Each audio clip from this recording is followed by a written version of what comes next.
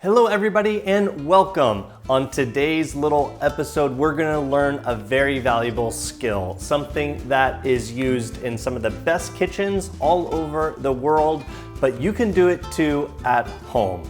We are going to make pan roasted fish fillet.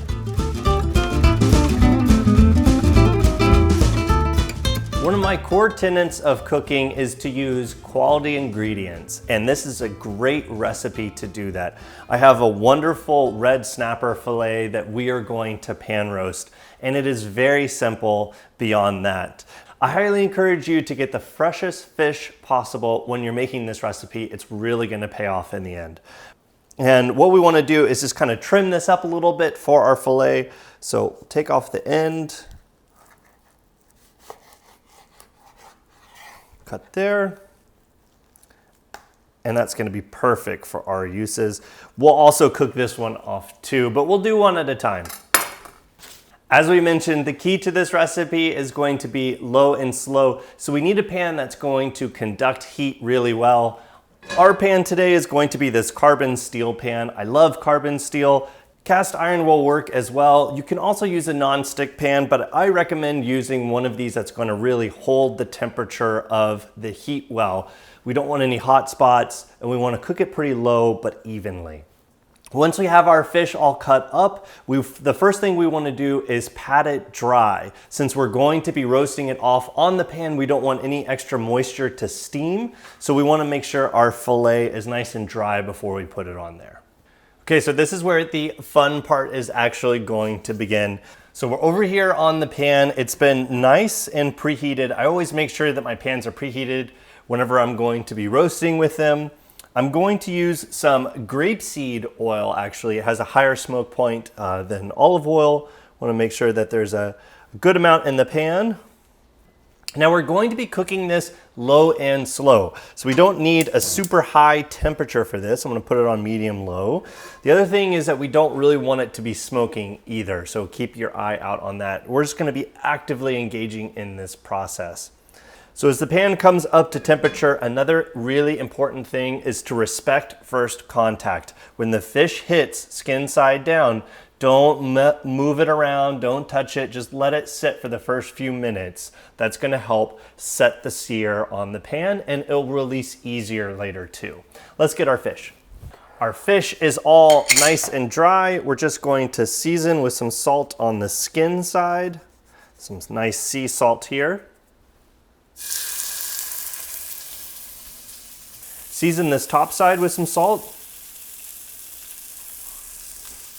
And hit it with a little black pepper. Now, anytime you add something cold or room temperature to a hot pan, the thermal shock is gonna happen not only for the food, but also for the pan. So the pan has cooled off a little bit. So we're gonna bump the temperature back up to get the pan to a nice temp. And then we're just gonna wait for that skin to release. It should take a few minutes. This is a process that's gonna take some time. Be patient with it. Checking back in on it in a couple of minutes, you can see it's starting to release from the pan, which is a great sign. I like the skin real crisp, so we're gonna keep it going for a little bit longer, and it'll also naturally release a lot easier the crispier that skin is. Okay, I think we're ready to flip. You can see that we've gotten some translucence about halfway through. Just carefully slide your spatula under, and then just flip it over, and it looks fantastic. Next up, we're gonna add about a tablespoon of butter. We're also gonna add some thyme. Turn the heat back down on the fish.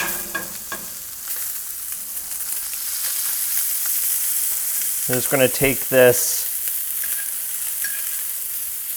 kind of baste the fish.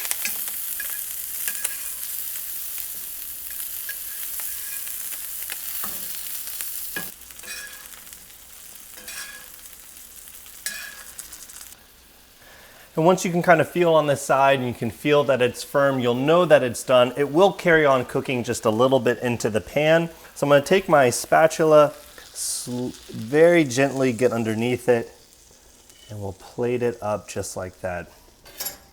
Going to get just a little bit of lemon in here, a little lemon butter sauce. garnish with a little lemon, and that's it. And this is such a simple recipe. It's just a handful of ingredients, maybe stuff you already have laying around. Important to get some really good fish. Be sure to spend your time with it, don't rush it, and of course, respect first contact when you put it in the pan. It's so simple, yet so elegant. I love this dish, and it goes well with so many wonderful things. It's a great main course.